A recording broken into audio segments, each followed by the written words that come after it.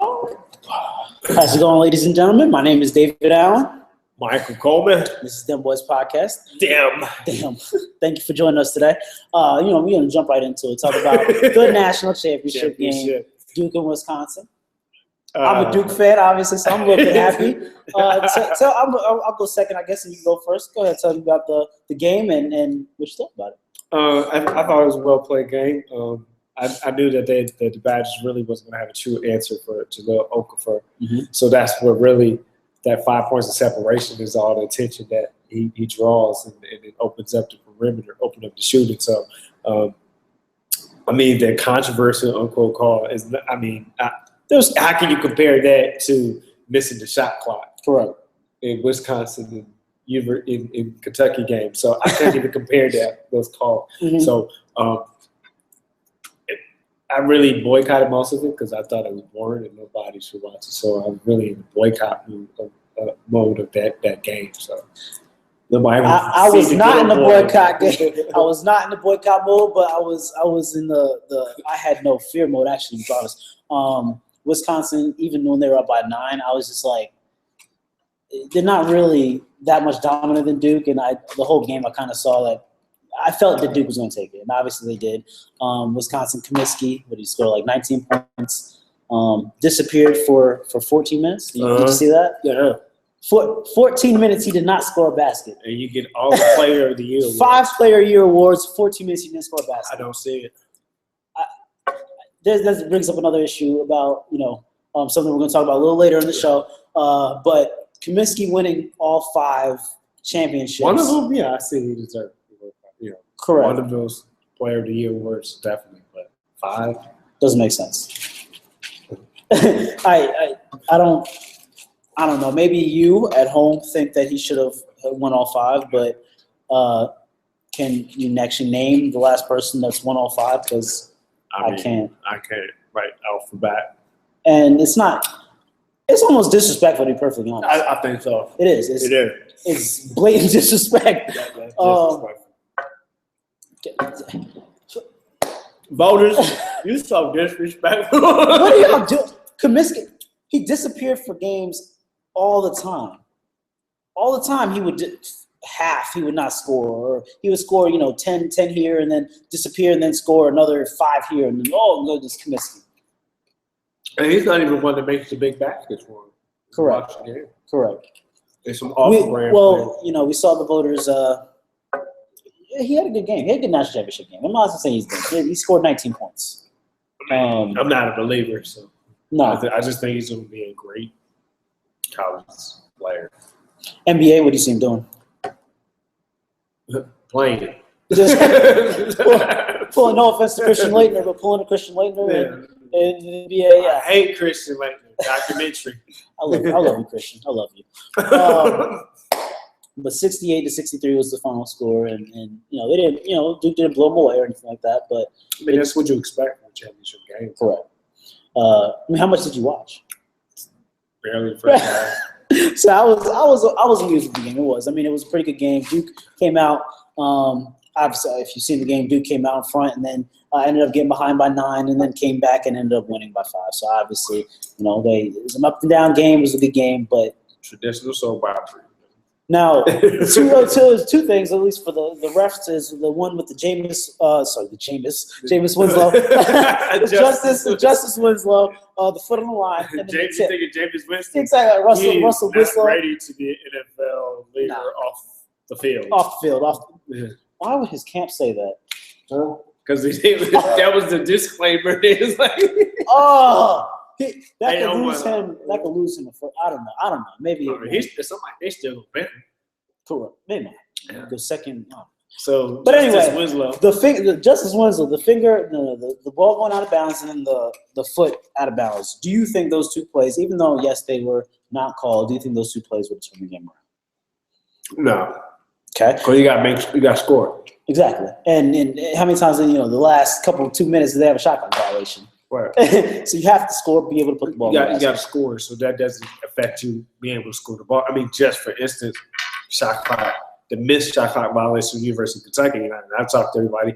Well, you had 3 minutes where they were up 4, and Wisconsin didn't score, University of Kentucky didn't capitalize on it, and you let it back in. So therefore, you allow that to be a factor by not executing and finishing the game. So you got to score to win.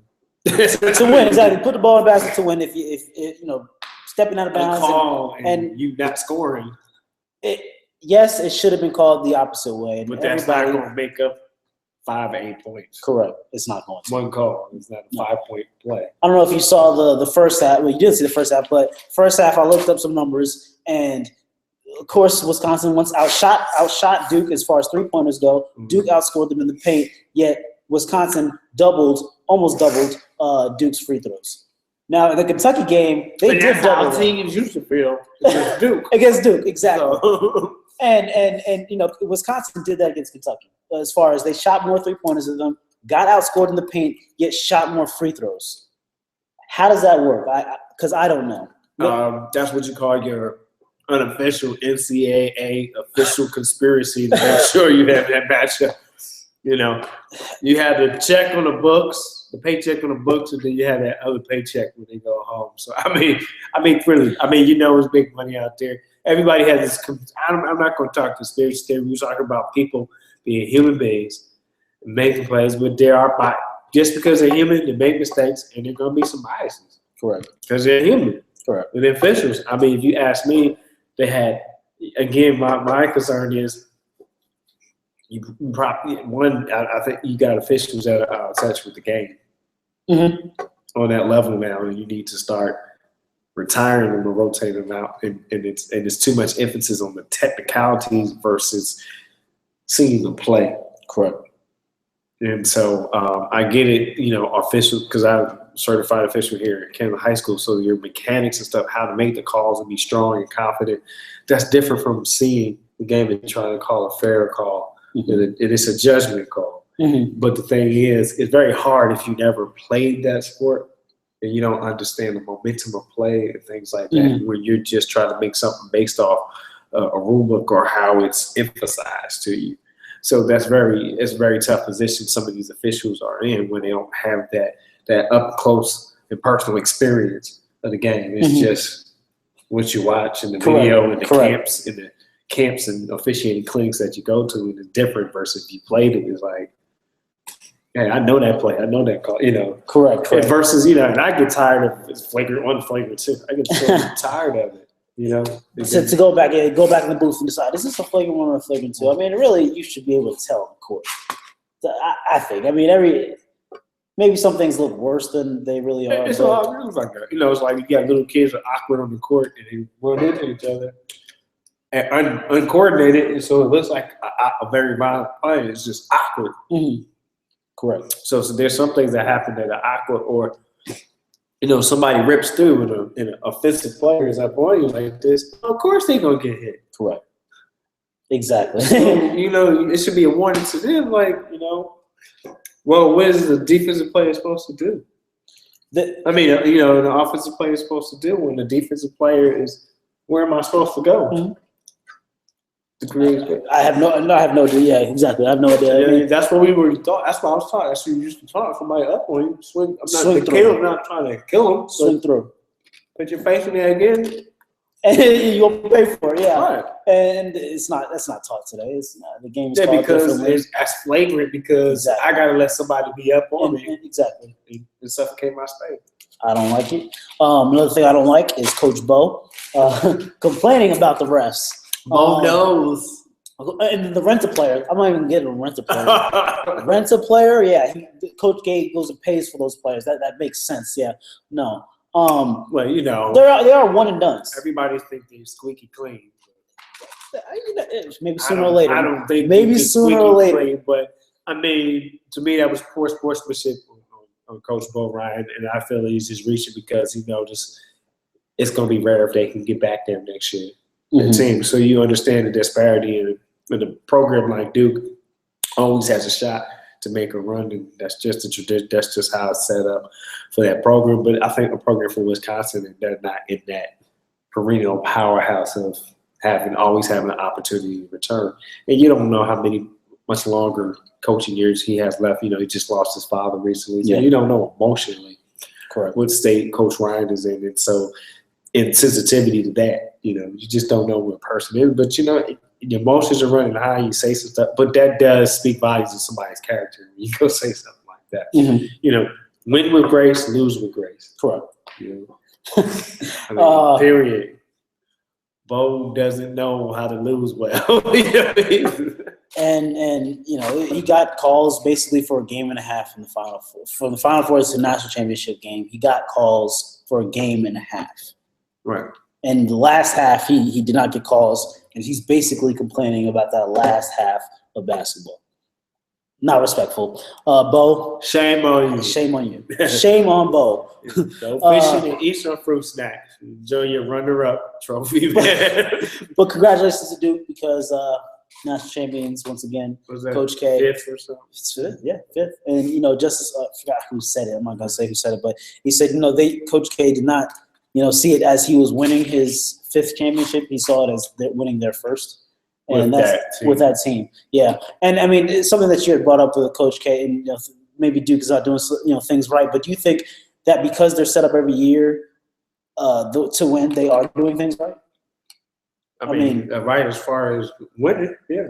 So like things off the, I mean, off the field stuff. I mean, like going to class and you know, doing things the right way. Like you're supposed to go to class and you're supposed to practice only a certain amount a week and things like that. Do you think Duke does it the right way? So here's the thing: everybody's going to find a loophole to get ahead of. You even do that on the high school level. You find a loophole with the legal ramifications. So every program are looking for legal loopholes or way to get even extra reps and extra touches without being on the radar. So it's very competitive. It's a cutthroat business to getting talent. You know, it's almost like a meat market, right? So, you know, I'm not going to sit there and say, oh, they do things the right way. I'm going to say, hey, keep themselves off the radar. Not like UNC, their counterparts? No. Nah. Roy doesn't care, man. What? Gosh, Roy, I mean, I'm a fan of Roy, but he's not a Dave Smith. He's not. And not even remotely close. It's kind of showed a little bit, but hey, Roy, I think. And, you know, it's funny is that we actually talked about 3 pretty successful coaches, or 4 successful coaches, and they're all whites, to be perfectly honest. Right. You got to add one on the women's side. Gino Auriemma just won 3 in a row, back to back.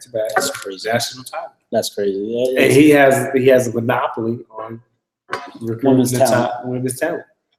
Now we talk about women's sports about being such a, you know, that talent gap, and you know, that's why I think that's why Gino gets. I mean, the women want to go to the best women in the nation want to go play at Connecticut. That's just where they want to go play. And that's where they go. And most of them play in the WNBA overseas and make money. Exactly. Yeah. So you know, but what we said, they're white. You know, the Genos, the Coach K's, the Bows, the Roy Williams, the Dean Smiths. We can go on and on and on. The John Calipari's. What is there? Not is there. There is.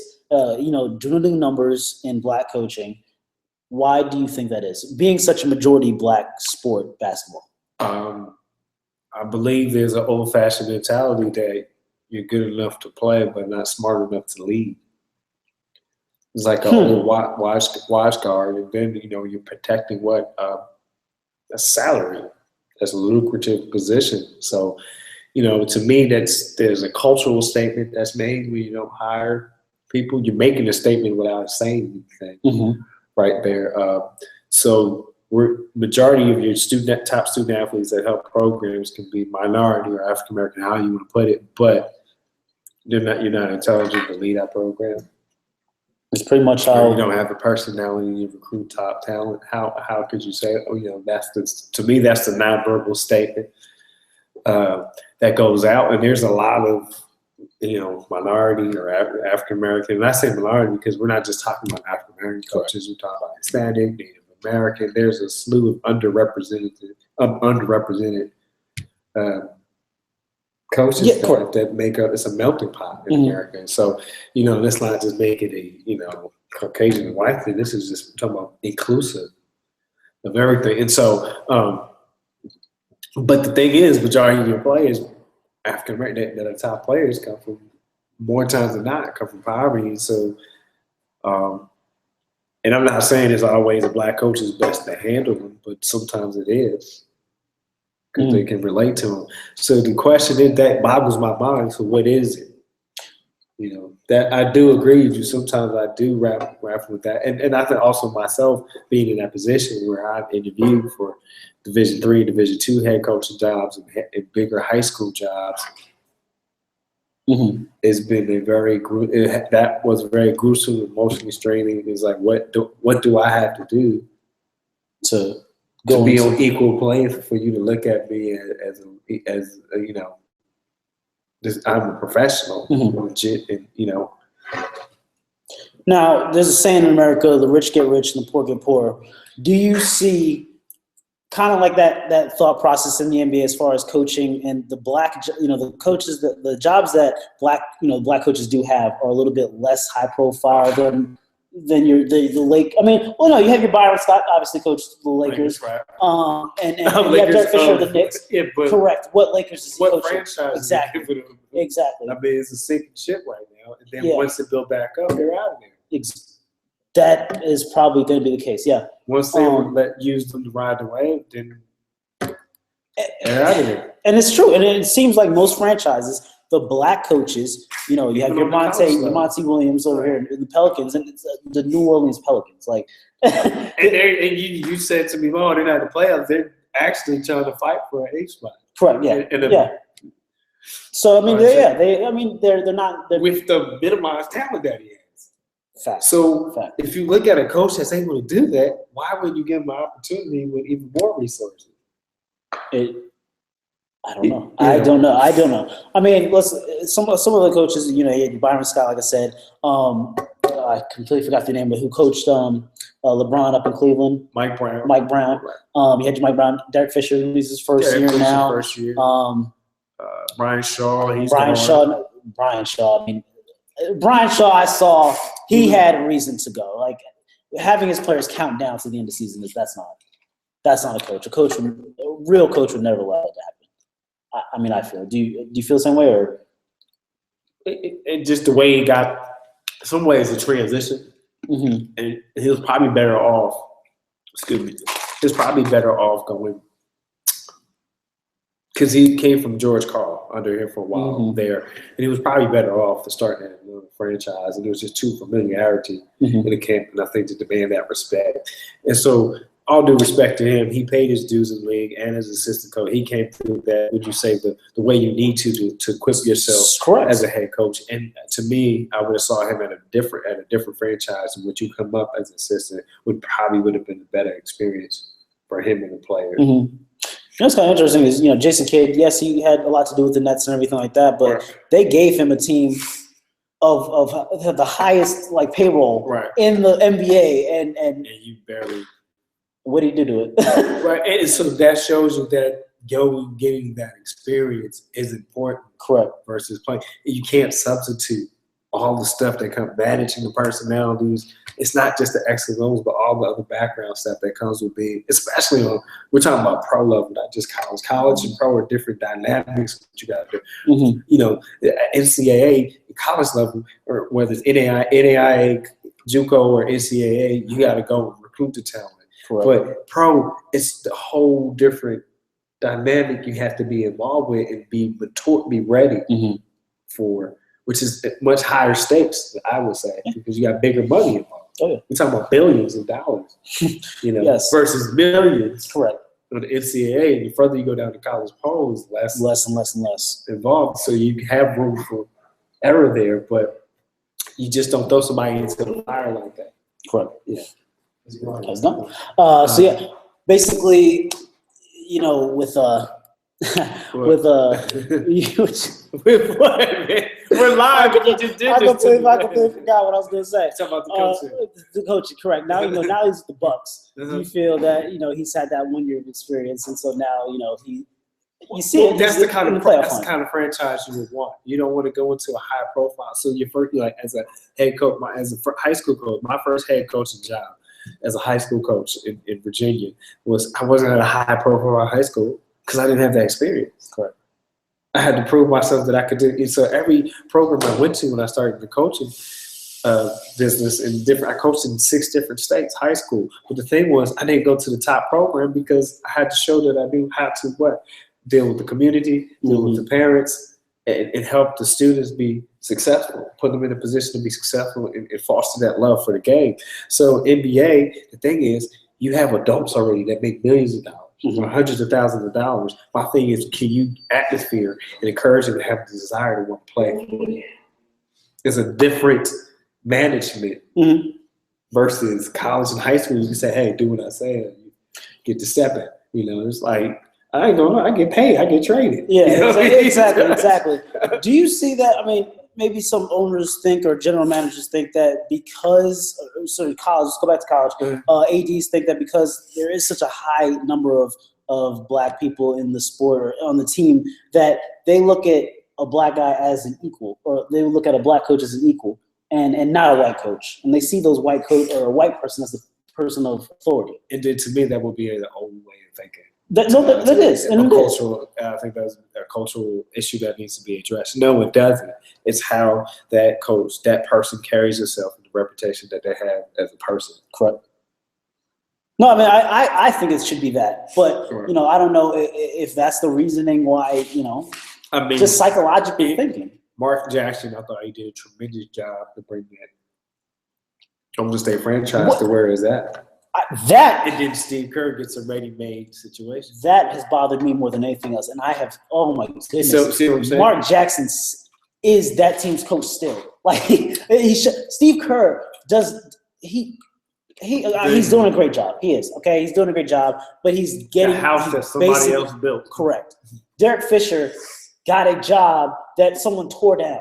It was already in renovation. Correct. Like renovation in progress, not exactly. Not a finished product. He got a finished product. So Derek Fisher gets what you got to work on this part of the house this week, and then he said he got a project. Yeah, that's what Derek Fisher had. But then Steve Kerr moving into a mansion out of the commentators booth.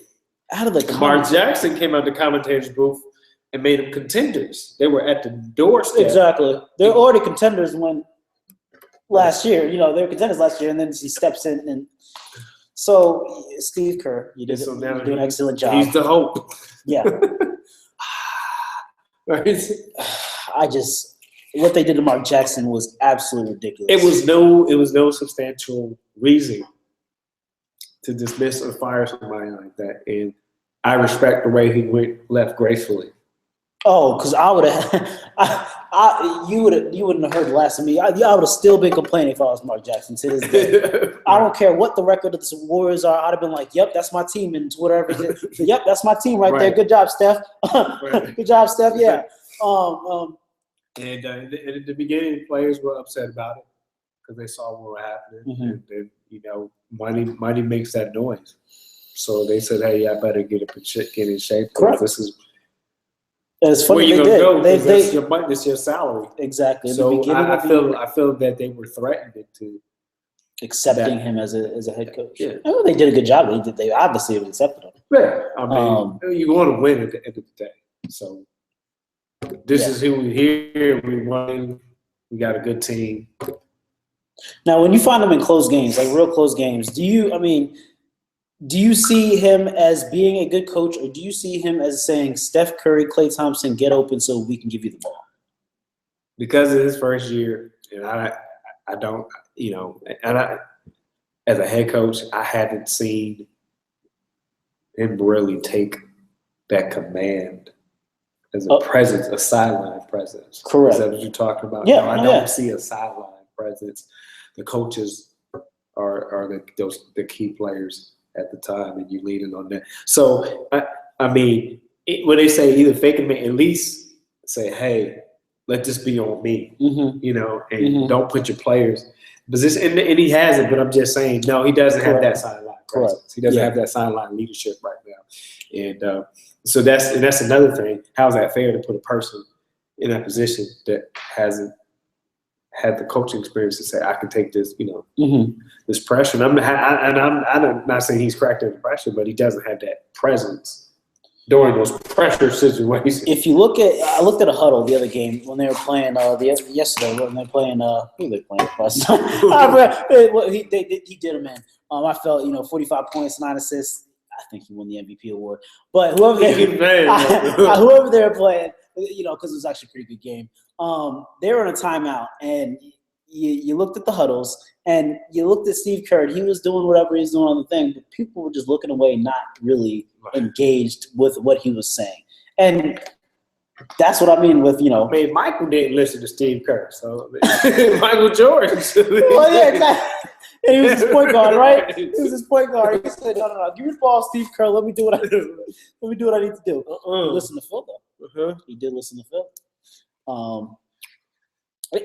B.J. Armstrong and Michael got along. That's true. That is true. Think about it. Ron Harper. Mm-hmm.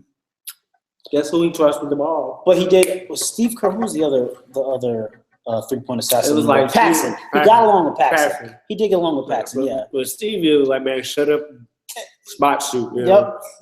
They got a little bit of arguments, is what people have said. And I don't think he grabbed him up. Back then, he did grab Steve up. So I was a little bit younger at that time. Yeah, diapers, man. Exactly, diapers, yeah. But with the coaching, do you think it's just an overall issue as far as a black issue in sports with the faces of the sport or the owners of the sport or the people who make decisions in the sport should be white? Like, that's just what people think. Well, here's the thing. I listened to a professor, and I don't know if you got it. It was a clip on her thing about racism. And she was saying, white people do something as far as that toward that this is what racism. When white people do something, it impacts lifestyles and living of African American minority people. Mm-hmm. When black people do something, does it affect your lifestyle? And so she was in the group, does it affect your living or lifestyle? Well, how much does it really impact? Mm-hmm. And she asked, so when she asked that first question, how it impacts minorities when white people are in positions that make decisions. But then she asked, when black people do things, when people minority or African American, so forth, however you want to do things, how does it impact your living, your lifestyle? And you saw no hands going. Exactly. So it's a good question. It's where the power and influence, where it keeps quality. When we're talking about sports here, coaches at bay are not in positions that they pay their dues to be, or opportunity, give them an opportunity, and then you put somebody in there. And how much support do they get? The college level, how much administrative support do they get? All the financial resources they get? So you have all that you look at. Mm-hmm. I think it's an old cultural mentality that needs to be addressed. And you have some coaches now, Shaka Smart and a few others, because it used to be the Black Coaches Association that was headed by John Chaney, John mm-hmm. Thompson Sr., and a few other historical coaches, Nolan Richardson, mm-hmm. where the fact addressing not just in the sport of basketball, but college sports across the board of just having some more equity of head coaches. And saying, hey, there's a need. Majority of your top student athletes are African American. So why don't you have more coaches? Why is it only assistant coach? Why are they only doing your grunt work and your dirt work? So mm-hmm. It's okay. And so that shows you there's still a cultural mentality issue in America when it comes to this, when we're talking about this particular issue. Mm-hmm. What do you think what do you think the next or a step can be taken to help black coaches, at least? What do you think? What can I do, or what can somebody do, or what can the public do to try to get more black coaches out? You demand it. The communities demand it. And here's the thing: you're predominantly white universities and colleges. They don't care. Mm-hmm. They're gonna get who they want, and the AD's preference, and it's still the good old system. Whose buddy is out there coaching to get. You got some people that get assistant coaching job, and they verify it, like, oh, they coach. Remember I told you before, they coach rec for 8 years or something like. Yeah. Or you got somebody that came from somebody's buddy that came from the business world, and they get them like a director of operations, and then before you know it, they move up, and then like how do you didn't even wasn't in coaching the way these other people were in here. And so I watch these things and observe these things from a distance, and it's really happens.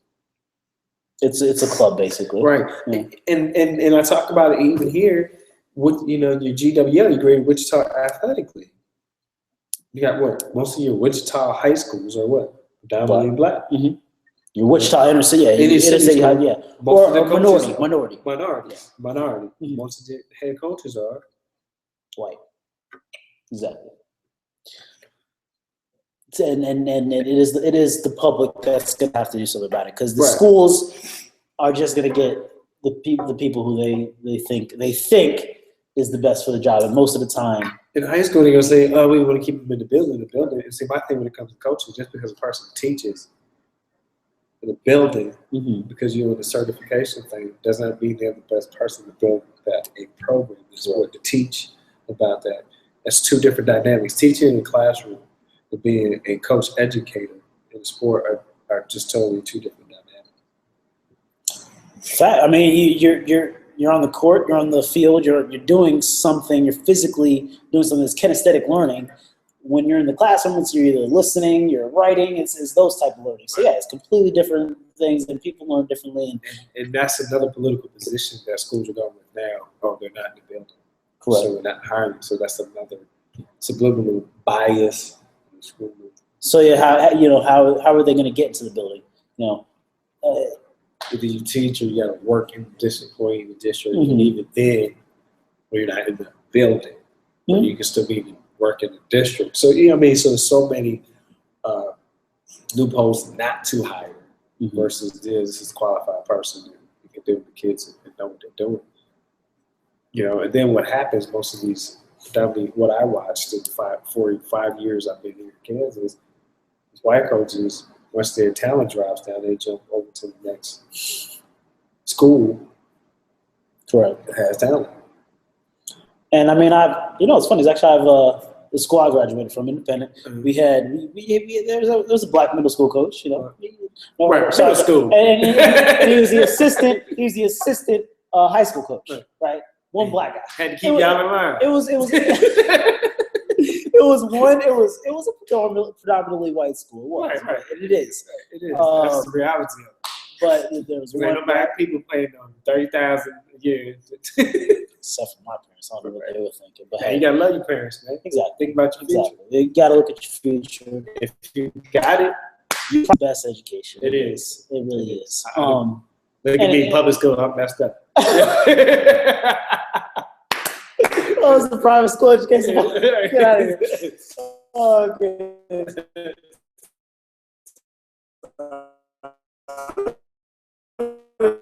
I'm pro-private. Yeah, pro-private. Back to and the leadership positions. We hope it changes, obviously. But what can you tell me? I didn't mean to interrupt you. Can you tell me about this black middle school coach you had? He was an assistant varsity. So how did that work? As far as like what did he do, or what was his presence? No, he was in the building. He was in the middle school. Let's see. He did track. He was a track coach as well. And his sons both went to the school. So he had Speed was his last name. Jordan and Chris Speed were his sons, and so yeah, his school. His sons went to the class, but I don't think he actually was in the building. I don't. Okay. But yeah, he was assistant head coach for the middle school and assistant for high school. Was he effective coach though? Oh, he was. No. The thing was, our team is. I don't like to say bad things about other people, but our team listened to him more than we listened to our head coach. Our head coach played college ball. Our assistant coach played college ball. Our head coach didn't know much. He didn't. It was just because he was in the building. Correct. He was in the building. Yeah, he was in the building, and he was about 7 feet tall. Actually, he was about 6'11", 7 feet, and you probably actually know him. Older gentleman, older gentleman, but he wasn't very good. He wasn't. But and that has been the story of old in the past. You listen to your black assistants and not your white head coach. If you can't coach well, you can't go get you a rile them up troop assistant. But any program that's going to be successful is because you have good assistant coaches anyway. Right. But we're talking about the race dynamics. If you look at Duke, their assistant. Well, I forgot his name. Jeez, I think it's Jeff. He's staying there another year, but he's ready for a head coaching position. Again.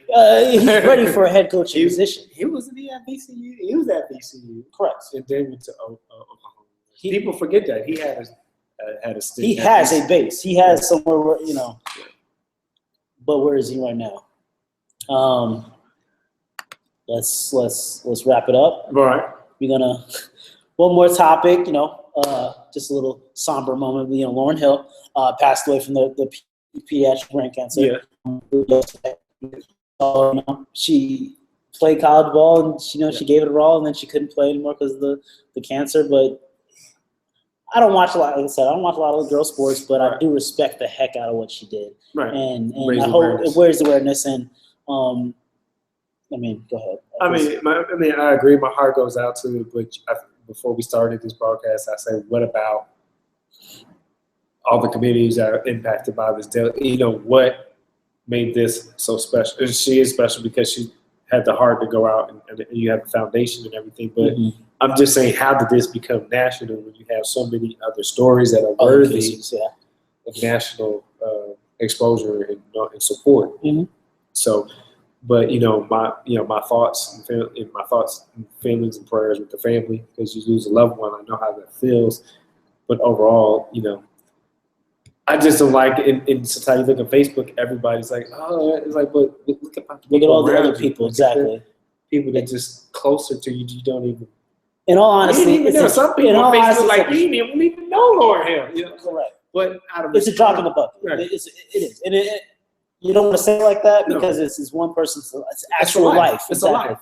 And she did a great job representing pediatric brain cancer. Right.